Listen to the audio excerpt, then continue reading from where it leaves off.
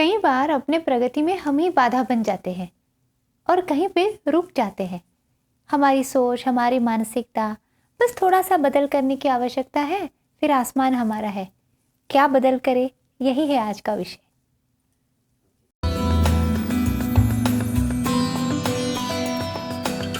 नमस्कार, मैं डॉक्टर कलिका आप सबका भरपूर स्वागत करती हूँ। संतोष ने कहा कि मैं गणित में अच्छा नहीं हूँ, I am not a maths person. Sangeeta ने कहा I am not an arts person. कोई कहता है कि मैं यह नहीं कर सकता, कोई कहता है मैं ऐसा नहीं हूँ। शीतल ने कहा मैं गाना नहीं गा सकती, गाना मेरे बस की बात नहीं है। कहीं ना कहीं इन सारे दायरों में स्वयं को बांध लिया है। ऐसे लेबल्स हम स्वयं को लगाते हैं, फिर वहीं पे बंध जाते हैं। जैसे पंछी है, उड़ना चाहता है किंतु उसने अपने पंखों को नीचे से जकड़ के रखा हुआ है। कितने भी पंख खोलना चाहे फिर भी वो खोल नहीं पाता। क्या है ऐसा, क्यों करते हैं हम ये सब? क्योंकि हम जैसे बड़े होते हैं तो बचपन से लेके आज तक हम स्वयं पे और लोग भी हम पे इस तरह के लेबल चिपकाते रहते हैं और हमारा मन कहता है हाँ ये सही है। अगर कोई कहता है तू क्रोधी है तो बच्चा समझता है हाँ, क्रोध करना मेरा जन्मसिद्ध अधिकार है, मैं तो क्रोधी हूँ, मैं क्रोध करता रहूंगा। ये भी एक लेबल बड़ा विनाशकारी होता है। कोई कहता है अरे ये इस तरह का खाना नहीं खाता, इसे तो सिर्फ मीठा पसंद है। चलो बच्चा समझ लेता है कि हाँ मैं ऐसा ही हूँ, मुझे मिठाई खाना पसंद है, फिर वो हेल्दी खाना पसंद नहीं करता। तो ये सारे जो लेबल्स है ना, ये चिपकाने की आदत हमें हमेशा रहती है और इसी में से एक उभरता है, इसे कहते हैं फिक्स्ड माइंडसेट। ये फिक्स्ड माइंडसेट का एक मूलभूत तत्व ये है कि ये मानते हैं कि जब हम जन्म लेते हैं तो हमारे कुछ इनहेरेंट क्वालिटीज़ है, जो टैलेंट है उसी के साथ हम आते हैं, बस उतना ही है और उसी में हमें आगे ज़िंदगी भर खेलना है और उसी को उभारना है। ये रहा फिक्स्ड माइंडसेट। तो इसमें क्या है कि प्रयास करना ये कहीं पे पीछे छूट जाता है। ये वाला माइंडसेट जो है, मनोअवस्था जो है, ये आसान है क्योंकि इसमें ज़्यादा प्रयास नहीं करना पड़ता और जो है बस उसी को जताना, प्रूव करना, ये एक काम रह जाता है। तो ऐसे बच्चे जो होते हैं वो कहते हैं हाँ इंग्लिश मेरे बस की बात नहीं है, मैं तो साइंस वाला बंदा हूँ, मैं साइंस सीखूंगा। तो हो गया ना, इंग्लिश में प्रयास करने की कोई आवश्यकता ही नहीं रह जाती। फिर कोई कहता है नहीं, सोशल साइंसेस मेरे बस की बात नहीं है, मैं तो सिर्फ मैथ्स करूंगा, बायोलॉजी करूंगा, इंजीनियरिंग करूंगा। तो ये हुआ पलायनवाद, ये हम कहीं से कहीं दूर चले जाते हैं। कैरल ड्वेक नामक एक मानसशास्त्रीय शास्त्रज्ञ है, उन्होंने एक रिसर्च किया। तो ये बड़ा मज़ेदार रिसर्च था। 2 क्लास में उन्होंने बताया कि आपको ये कुछ प्रॉब्लम्स है, इनको सॉल्व करना है। तो बच्चों ने सॉल्व किए और फिर एक क्लास को उन्होंने जाके बताया आप तो बहुत स्मार्ट है, आप बहुत टैलेंटेड है और आपने ये कर दिया। दूसरे क्लास में जाके उन्होंने बता दिया कि आपने बहुत अच्छे प्रयास किए, मेहनत की और आपने ये प्रॉब्लम सॉल्व किए। अगली बार थोड़े जटिल ऐसे प्रश्न उनके सामने उन्होंने रख दिए। तब ये देखने में आया कि जिन बच्चों को कहा गया था कि आप बहुत टैलेंटेड हो, तो उनमें वो एक मानसिकता आ गई कि अब उनको प्रूव करना है, बताना है कि हम टैलेंटेड है और ये बताने के लिए जटिल प्रश्न से वो दूर भागने लगे।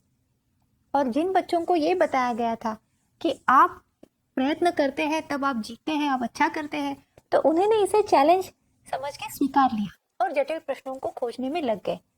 यही होता है जीवन में। अगर हम हमारे बच्चों को शुरू से बताते हैं कि ये तो बहुत टैलेंटेड है, ये बहुत होशियार है, तो इसके साथ ये बताना भी ज़रूरी बन जाता है कि आपके पास टैलेंट है लेकिन आपको प्रयास भी करना है।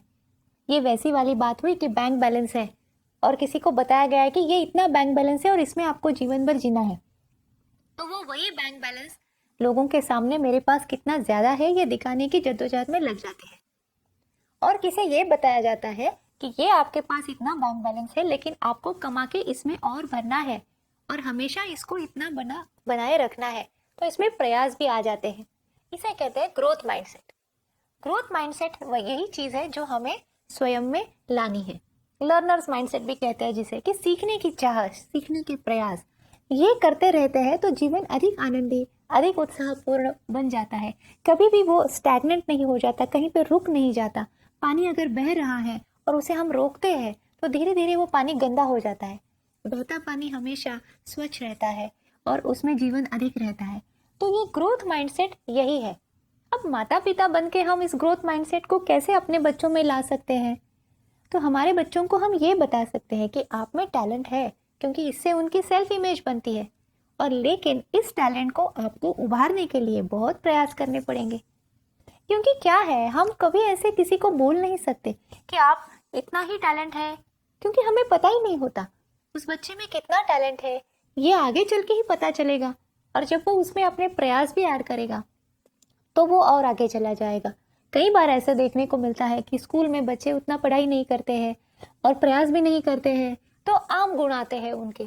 सबको लगता है कि अरे ये बच्चा कुछ काम का नहीं है, ये कुछ नहीं आगे कर पाएगा।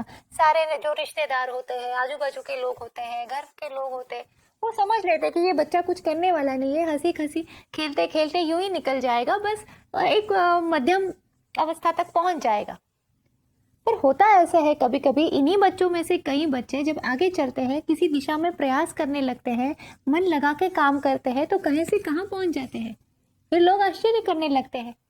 समझने वाली बात यही है कि हम किसी के टैलेंट को सही मायने में नहीं समझ सकते, तो इसीलिए ये अच्छा है हम किसी पे लेबल ना लगाएं और प्रयास करते रहने के लिए हम उन्हें हमेशा प्रेरित करते रहे, मोटिवेट करते रहे। शिक्षक और पालक बन के, बड़े बन के इस समाज में हम ये तो कर ही सकते हैं।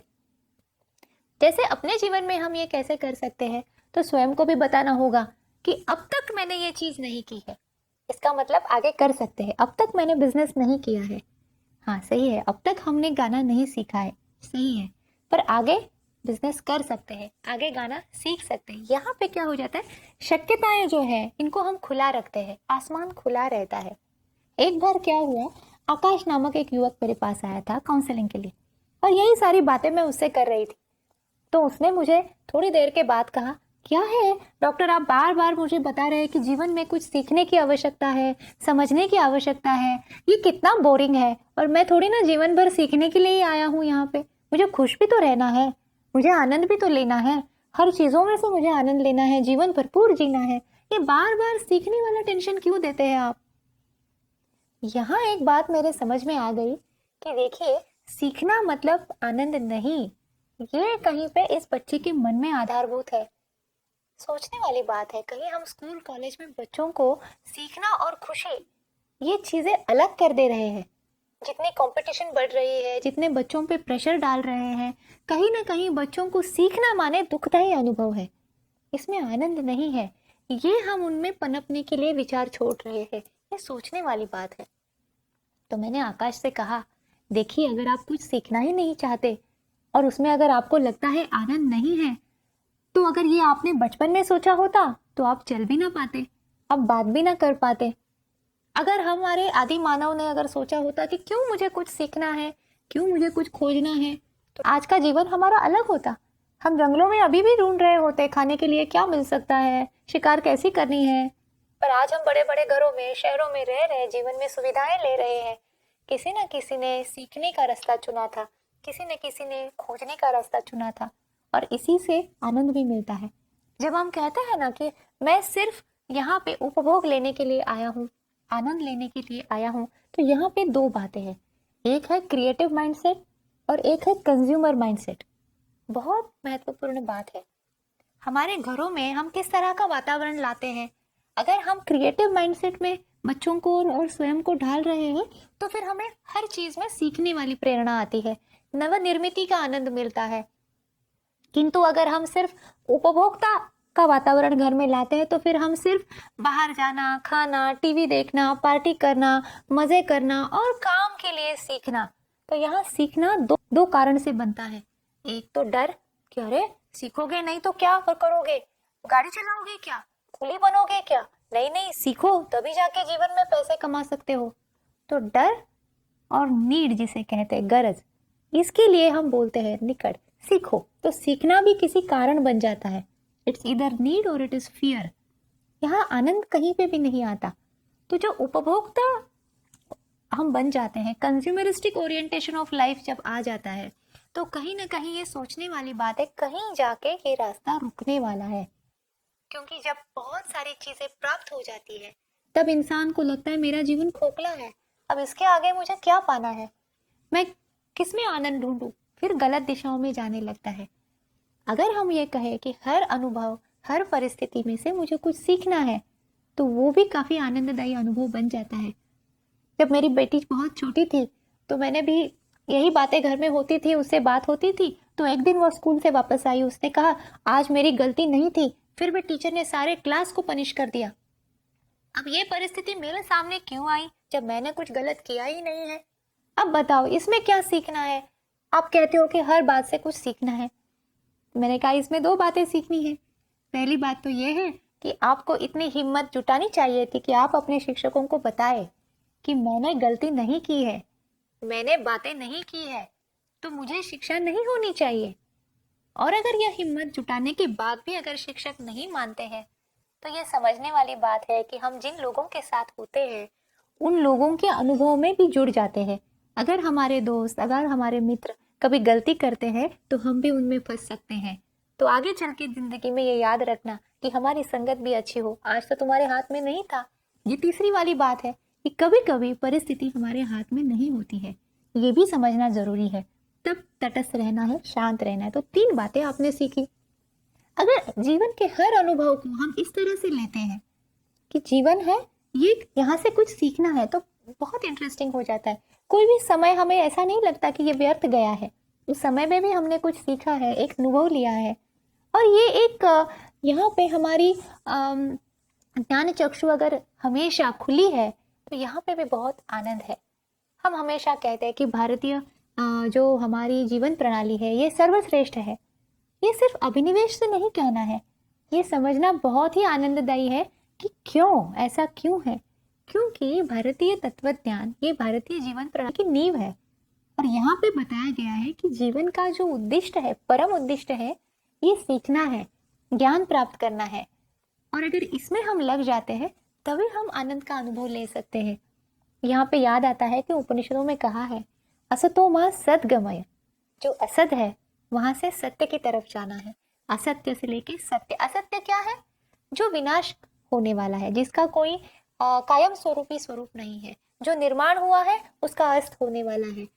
यहाँ से निकलकर कुछ ऐसे चीजों की तरफ जाना है, कुछ ऐसे तत्व की तरफ जाना है जिसे स्थल काल की कोई बाधा नहीं है। असतो मां सद्गमय, तमसो मां ज्योतिर्गमय। अंधकार से हमें उजाले की तरफ जाना है। अंधकार यानी अज्ञान।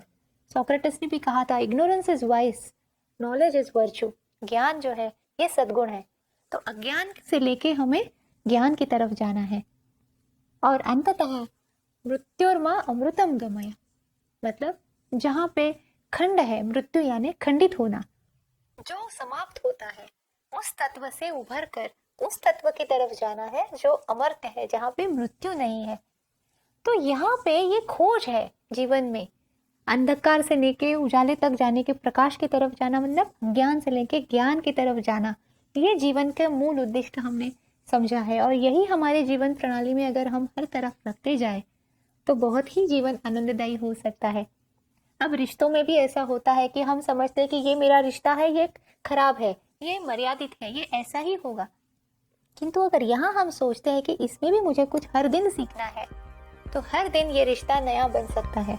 हर दिन इस रिश्ते में कुछ नया एक्सपेरिमेंट हो सकता है, कुछ नई उपलब्धियां हो सकती हैं। जीवन के हर एक कोने में अगर हम इस तत्व को लाते हैं, इसे हम ग्रोथ माइंडसेट कहें या ज्ञान के लिए चाह कहे, तो इससे आनंद बढ़ता है, इसमें एजिंग भी कम होता है और सच मायने में जीने में हम हमेशा खुश रहते हैं। अगर आपको ये बातें पसंद आई हो तो शेयर कीजिए, लाइक कीजिए और सब्सक्राइब कीजिए। फिर मिलते हैं, खुश रहिए।